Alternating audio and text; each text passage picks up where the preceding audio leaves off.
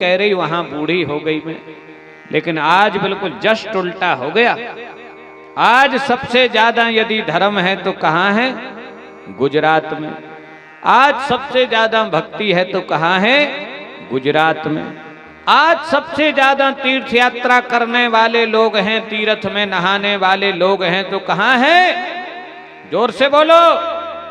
गुजरात में अभी महाकुंभ चल रहा है। महाकुंभ में आप जाना, वहां आपको सबसे ज्यादा गुजराती लोग मिलेंगे। किसी भी तीर्थ पर जाना, वहां बसें खड़ी रहती ना, बसों से पता लग जाता। जीजे जो बसों का नंबर होता, पासिंग नंबर, जीजे माने गुजरात पासिंग बसें आपको मिलेंगी। दान पुण्य में, धर्म में, भक्ति में गुजरात आज सबसे आगे। और यही कारण है कि वहां रुपया बरस पड़ा है, कुबेर ने भंडार खोल दिया है। गुजरात में गरीब से गरीब आदमी के भी 4 व्हीलर होती है, गरीब से गरीब। इतना पैसा महाराज जी गुजरात में। सबसे विकसित राज्य है भारत का, 30 राज्यों में सबसे विकसित राज्य। क्यों? क्योंकि वहां भक्ति है, धर्म है। तो ये जो भक्ति कह रही है वो 5000 साल पहले की दुर्दशा बता रही है। आज तो भक्ति वहां लहलहा रही है। कहते हैं महाराज, जैसे ही मैं वृंदावन आई तो यहां एक चमत्कार हो गया। मेरा बुढ़ापा खत्म हो गया, मैं जवान हो गई, लेकिन एक ज्ञान और वैराग्य सो गए। तो इनको जगा दीजिए, मैं यहां से जाना चाहती हूं। नारद जी जगाते हैं और 2 मिनट और विराजिए सभी लोग। 10 मिनट बाद आरती और प्रसाद आपको मिलने वाला है। आरती भी होने ही वाली है 10 मिनट बाद। मैं समय का बहुत ध्यान रखता हूं। ये तो आज कथा प्रारंभ का दिन है, इसीलिए थोड़ा विलंब हो गया। कल से कथा 12:30 पे हमें भैया हरे विराजमान हो जाएंगे संगीतकार। 12 बजे, 12:30 पे नहीं, 12 बजे और 12, 12:30 पर कथा प्रारंभ हो जाएगी। माताओं बहनों से प्रार्थना है कि अपने घर के काम जल्दी जल्दी निपटा के और कथा सुनने के लिए पधारें। हमारे विश्वकर्मा परिवार की ओर से माइक के माध्यम से आपके लिए आमंत्रण है, बुलवा है, बुलावा है। आसपास ग्राम क्षेत्रों के लोगों का भी विशेष आमंत्रण है, बुलवा है।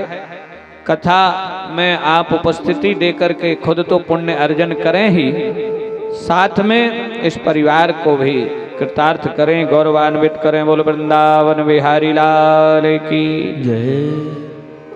भक्ति कहती है महाराज, हमें आप इतना उपकार कर दीजिए कि ज्ञान और वैराग्य को जगा दीजिए। मैं इनको लेके भगवान के वैकुंठ में चली जाऊं, क्योंकि ये कलिकाल का संसार मेरे रहने लायक नहीं है। कलयुग में मैं यहाँ रहना नहीं चाहती महाराज, क्योंकि अधर्म ही अधर्म है, विधर्म ही विधर्म है, स्वेच्छाचारिता ही स्वेच्छाचारिता है। नारद जी बोले, अरे तुम वैकुंठ चली जाओगी तो पर भक्तों का पालन पोषण कौन करेगा? उनको मुक्ति कैसे मिलेगी? तुम चिंता न करो, हम तुम्हारा घर घर प्रचार प्रसार करेंगे। इनको भी जगाए दे रहे हैं। नारद जी ने ज्ञान और वैराग्य को जगाने की बहुत चेष्टाएं की। कभी शंख बजाया, कभी वीणा बजाई, कभी सितार बजाया, कभी घंटा की ध्वनि की। और जब इनसे नहीं जगे तो फिर पुण्य देना शुरू किया। मेरा ये पुण्य इनको लग जाए, ज्ञान और वैराग्य जाग जाए। मेरा अमुक उपास मैंने जो किया वो इनको दिया, ज्ञान और वैराग्य जाग जाए। लेकिन ज्ञान और वैराग्य जागे नहीं, नारद जी का काम सिद्ध नहीं हुआ। तो नारद जी मन में बड़े उदास हो गए, निराश हो गए। अरे राम राम। तब भगवान को मन ही मन स्मरण किया। भगवान को स्मरण किया कि हे भगवान, हमारी रक्षा करो, हमारी जग हंसाई हो जाएगी। लोग क्या कहेंगे कि नारद जी ना कुछ ज्ञान और वैराग्य को निद्रा से नहीं जगा सके। हे भगवान, हमारी रक्षा करो। तब ऊपर से आकाशवाणी हुई। भगवान कहते हैं कि हे नारद जी, तुम्हारा कार्य जरूर सिद्ध होगा।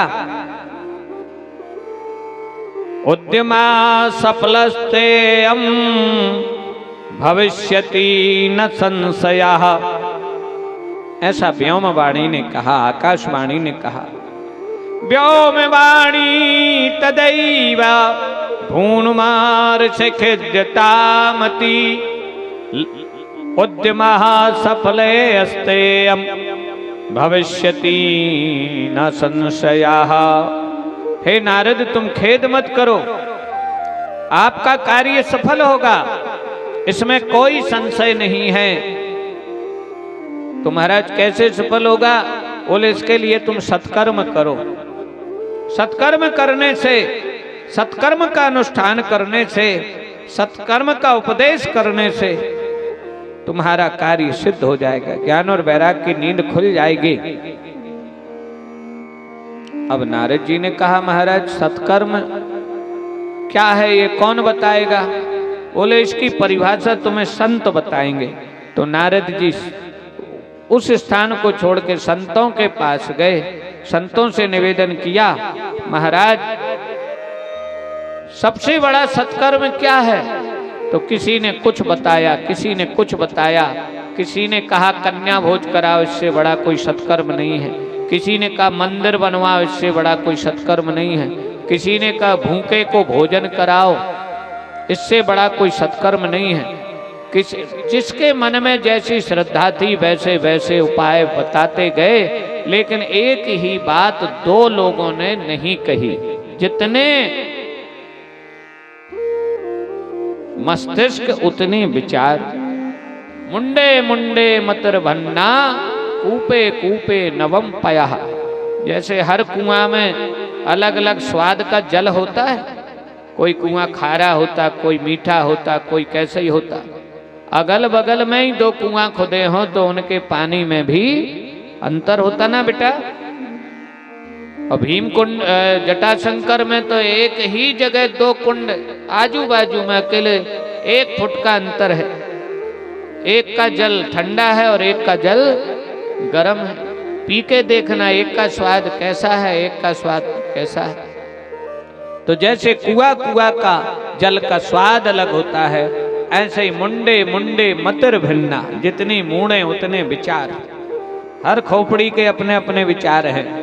एक के विचार दूसरे से मिल जाएं, ये बड़ा कठिन है। नारद जी बोले, भैया मैं तो सुलझाने की कोशिश कर रहा था, लेकिन मैं तो उलझता ही जा रहा हूं। वो संत कहाँ मिलेंगे जो हमें सत्कर्म की परिभाषा बताएंगे?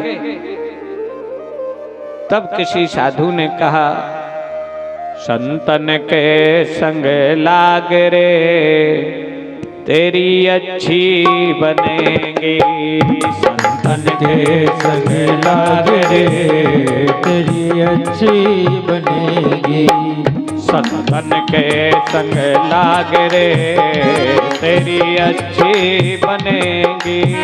संतन के संग लाग रे तेरी अच्छी बनेगी। अच्छी बनेगी तेरी बिगड़ी बनेगी। अच्छी बनेगी तेरी बिगड़ी बनेगी। खुल जाए तेरो भाग रे तेरी अच्छी बनेगी। संतन के संग लाग रे तेरी अच्छी बनेगी। संतन के संग लाग रे तेरी अच्छी बनेगी। संतन के संग लाग रे तेरी अच्छी बनेगी।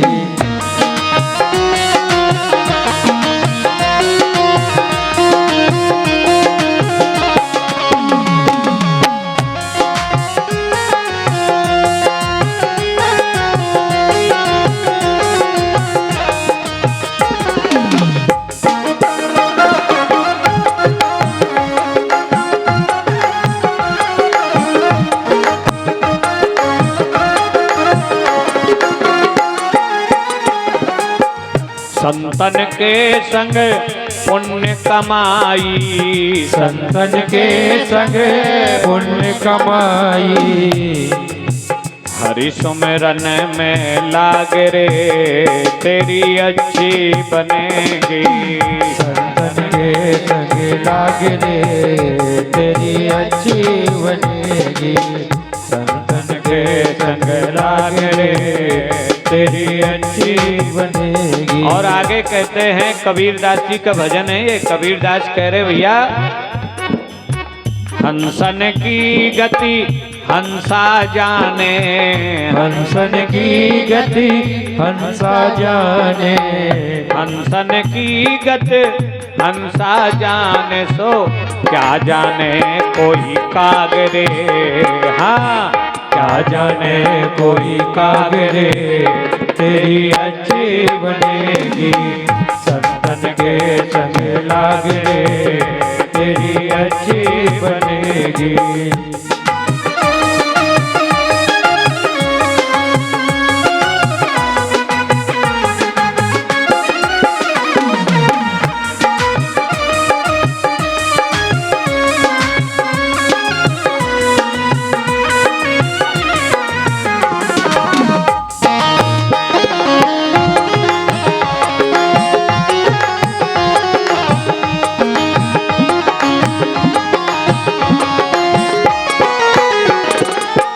कहत कबीर सुन भई साधो, कहत कबीर सुनो भई साधो, राम भजन में लाग रे।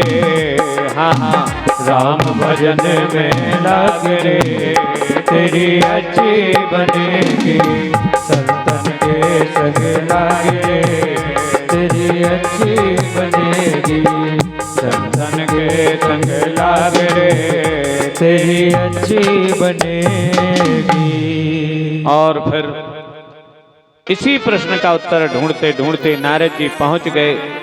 वृंदावन को छोड़ के अनेक तीर्थों में स्नान ध्यान करते हुए बद्रिकाश्रम पहुंचे। वहां सनत कुमारों से भेंट हुई। सनक सनंदन सनातन सनत कुमार से भेंट हुई। सनत कुमार ने नारद जी के चेहरे पर उदासी और निराशा के भाव देखे तो कुमारों ने कहा कि हे नारद जी, तुम उदास निराश क्यों हो? नारद जी ने अपना प्रयोजन कहा, महाराज, ज्ञान और वैराग्य की नींद खोलने का मैंने निश्चय किया, लेकिन ज्ञान और वैराग्य की नींद नहीं खोल पाया महाराज। उसका उत्तर ढूंढते ढूंढते यहां तक आ गया। भजन छूट गया, सुमिरन छूट गया, लेकिन उसका उत्तर नहीं मिला महाराज की सबसे बड़ा सत्कर्म क्या है। तब सनकादिक बोले कि हे नारद जी, संसार में जो द्रव्य यज्ञ, योग यज्ञ, स्वाध्याय ज्ञान यज्ञ और भी अनेक यज्ञ, ये कई प्रकार के यज्ञ है ना, द्रव्य यज्ञ, योग यज्ञ, स्वाध्याय यज्ञ, ज्ञान यज्ञ, जितने भी प्रकार के यज्ञ हैं, इन सब में श्रेष्ठ यज्ञ है श्रीमद् भागवत की कथा। ज्ञानियों के लिए सबसे श्रेष्ठ है ज्ञान यज्ञ, और वही सबसे बड़ा सत्कर्म है। और ज्ञान कैसे जागृत होता है? श्रीमद् भागवत की कथा सुन के। इसीलिए सदा सेव्या श्रीमद् भागवती कथा, यस्याहि श्रवण मात्रेण हरिश्चित्तम समाश्रयेत्। सदा सेव्या, एक आध बार नहीं सुनो, सुनो सदा श्रीमद् भागवती कथा, जिसके श्रवण मात्र से ही हृदय में हरि आबद्ध हो जाते हैं, विराजमान नहीं, आबद्ध हो जाते हैं। एक बार आ गए हृदय में तो फिर जा नहीं पाते। जैसे जेल में जेलर भी रहता है और जेल में कैदी भी रहता है, तो जेलर साहब को क्या कहेंगे? बंदी कहेंगे? नहीं, विराजमान कहेंगे। जेलर साहब विराजमान है, जब चाहे बाहर आ सकते, जब चाहे जा सकते बैरक में। लेकिन जो बंदी है वो कैसा है? आबद्ध है, बंधन में है, कैदी है। तो विराजमान में और आबद्ध में अंतर है। तो जो भागवत की कथा सुनता उसके हृदय में भगवान कैसे हो जाते? कैसे हो जाते? विराजमान नहीं हो जाते। कुछ माताएं बहनें सही बोल रही, आबद्ध हो जाते, विराजमान नहीं।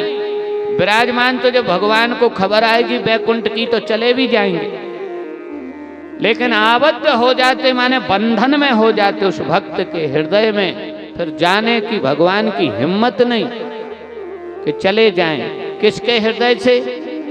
जो भागवत की कथा सुनता है उसके हृदय से, क्योंकि उसके हृदय में भक्ति विराजमान हो जाती है। और भक्ति को छोड़ के भगवान जा नहीं सकते, क्योंकि भगवान ने कहा है अहम भक्त पराधीना, हम भक्त के ही अधीन हैं। भक्त हमें जहाँ जहाँ पुकारता हम जाते, भक्त जैसा नचाता हम नाचते, भक्त हमें जूठे बेर भी खिलाता तो खाते, भक्त हमें इतने से माखन पर नचाता तो नाचते। आप लोग बोलती हैं ना, शेष गणेश दिनेश महेश, शेष गणेश दिनेश महेश सुरेश जाहि निरंतर ध्यावे, ताहि अनादि अनंत अखंड अछेद अभेद सुवेद बतावे। नारद से सुख व्यास रटे, पचिहार गए पुनि पार न पावे। ओ ताहि अहीर की छोकरियां छछिया भरे छाछ पे, जोर से बोलो, नाच नचावे। नाचो नाचो श्याम तुम्हें माखन खिलाऊंगी, गाओ घन श्याम तुम्हें माखन खिलाऊंगी।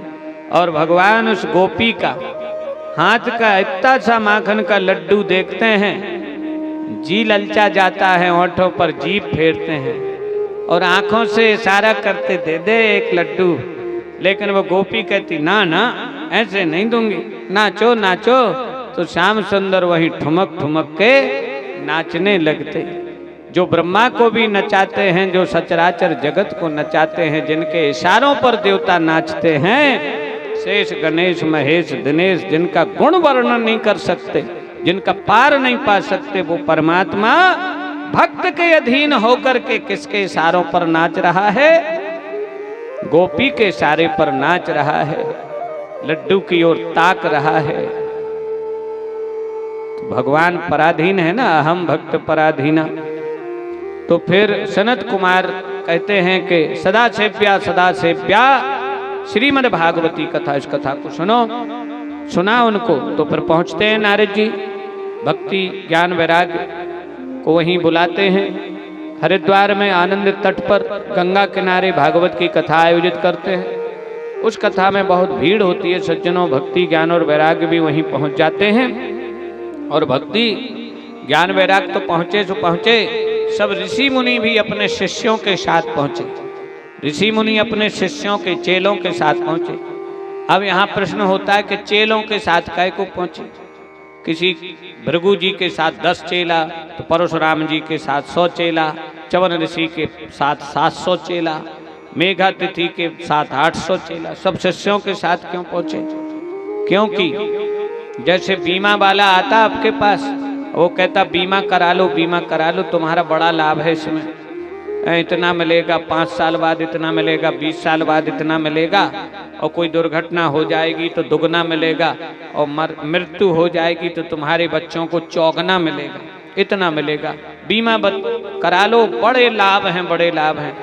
अब अपन के तो लाभ वो बहुत बताता बीमा एजेंट, अपन पूछो कि भैया हमारे तो लाभ है, तुम्हारा क्या लाभ है इसमें, तुम क्यों लगे? तो वो अपनी बताता नहीं कि तुम 1 लाख रुपए जमा करोगे तो उसके लिए 7,500 रुपये कमीशन मिलेगा। तुम बीमा कराओगे तो तुम्हारे लाभ में हमारा लाभ भी छिपा हुआ है, कहीं 7%, किसी पॉलिसी में 8%, किसी में 10%। बीमा वाले को भी मिलता, कमीशन मिलती है एजेंट को। बस यही नियम भागवत का है कि भागवत में सुनने आओगे तो तुम्हें पुण्य मिलेगा, लेकिन यदि किसी को लिवा लाओगे तो उसका 10% भी तुम्हें मिलेगा। उसको तो आना नहीं था, तुम निमित्त बने, चलो जिज्जी चलो, कथा हो रही चलो। अब जिज्जी आ गई तो जिज्जी को भी 100, मान लो 100 रुपये का पुण्य मिला तो 100 तुम्हें अपना मिला, उसको भी 100 मिला, तो उसके 100 में के 10 कहाँ आ गए तुम्हारे पास? तो तुम्हारे कितने हो गए? 110 हो गए। अब मान लो तुम ऐसे ही 10 जनन को और पकड़ ले आए तो फिर तुम्हारा कितना होगा? 200 होगा। अब कथा को बुलाऊआ काय दाओ जात, कथा में सबको बुलाओ काय जात, कभू ई पे विचार नहीं करो, है ना। वो तो बुलाऊआ दाओ जात सो अपन भी दे।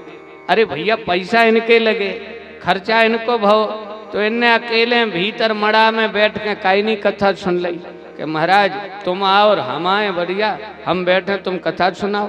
को काकन ने पैसा तो हमारे लगे, काहे तो ताम झाम रचोर मैदान में कथा और सब जगह पंपलेट और हाथ जोड़ जोड़ पी रहे चा और धर धर के बुला रहे सबको। समझ गए ना, इनको भी लाभ है।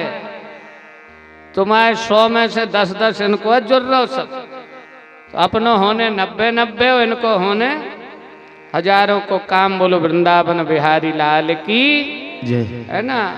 तो यही पुण्य है, इसलिए कथा में तीर्थों में लोगों को प्रेरित करो, पुण्य करने के लिए प्रेरित करो। तो प्रेरित करने वाले का भी अपना भाग होता है, उसको मिलता, वो जो करेगा उसका तुम्हें 10% मिलेगा। नारद जी ने कथा वहाँ हरिद्वार में आनंद तट पर की, हजारों लाखों लोग वहाँ पहुँचे सज्जनों। और वहाँ फिर सनत कुमार वक्ता बने, नारद जी श्रोता बने। वहाँ आत्मदेव ब्राह्मण की कथा सुनाई, जिसमें धुंधकारी और गोकर्ण का चरित्र सुनाया। धुंधकारी के पाप के कारण पूरा गांव पलायन कर गया, आत्मदेव ब्राह्मण विरक्त हो गए, गोकर्ण तीर्थों को जाना पड़ा। और महान पापी धुंधकारी मरने के बाद प्रेत बना। तो जिंदा में ही लोगों को परेशान किए था, प्रेत बना तो और लोगों को परेशान करने लगा। लोग गांव छोड़ छोड़ करके दूसरे गांव में निवास करने लगे। गोकर्ण को जब पता लगता है कि मेरा भाई प्रेत बन गया, तो फिर गोकर्ण भागवत की कथा का आयोजन करते हैं और एक बांस में धुंधकारी की आत्मा को, उस प्रेत आत्मा को बिठा देते हैं। पहले दिन की कथा हुई तो पहली गांठ फट गई, दूसरे दिन की कथा हुई तो दूसरी गांठ फट गई। 7 दिन में उस बांस की 7 गांठें फट गईं और धुंधकारी के जितने पाप थे, वो जितने संताप थे, वो सब धुल गए, निर्मल आत्मा हो गई। और पीले वस्त्र पहन करके एक पीली पीली आभासी सबको दिखे। हवन हुआ, हवन के बाद भोजन भंडारा हुआ और विमान आया और विमान में बैठ करके धुंधकारी बैकुंठ जाने लगा। बड़ी प्यारी कथा है यहाँ, लेकिन हम समय अभाव के कारण सुना नहीं पा रहे, फिर भी थोड़ा सा तो हम स्वाद तुम्हें दिवाई देते हैं। जब वो विमान आया, इसी कलयुग की बात है, इसी कलयुग की, विमान आया, धुंधकारी बैठने लगा। तो गांव के आदमन ने सोची कि ऐसो कबे मौका मिलने रे, अपन कर पाए पुण्य धर्म के नहीं कर पाए, धुंधकारी को आओ है अपन ही बैठ चल। तो 2-4-10 आदमी चढ़ गए उस विमान में। अब वो विमान के पार्षद नीचे उतरो, नीचे उतरो। क्यों उतरे नीचे? बोले तुम लोगों के लिए नहीं है, धुंधकारी को आया। बोले धुंधकारी को क्यों आया? बोले पुण्यात्मा। अरे बोले पुण्यात्मा, उस जैसा पापी तो कोई था नहीं, और जब धुंधकारी वैकुंठ जा सकता तो हम लोग भी जा सकते, उतने पाप तो हमने किया ही नहीं। अब वो बेचारे पार्षद 5 उतारे ना से सो ई गेट से 50 चढ़े आवे। अब धुंधकारी को धकिया उनने नीचे गिरा दो। अब जिसको विमान आया वो नीचे गिर गया, गांव वाले पूरे चढ़ गए, बैठ गए, हमें भी वैकुंठ जाना, हमें भी वैकुंठ जाना। अब भगवान वैकुंठ में टाइम मिलाए कि विमान अभी तक वापस नहीं आया, धुंधकारी को लेके नहीं आया, क्योंकि भगवान ने गंधर्वों को लगा दिया था कि जैसे ही धुंधकारी आए तो माला लिए खड़े रहना, फूलों की वर्षा करना। अब वे थार में फूल लिए खड़े, माला लिए खड़े, धुंधकारी आया नहीं। भगवान ने देखा कि विमान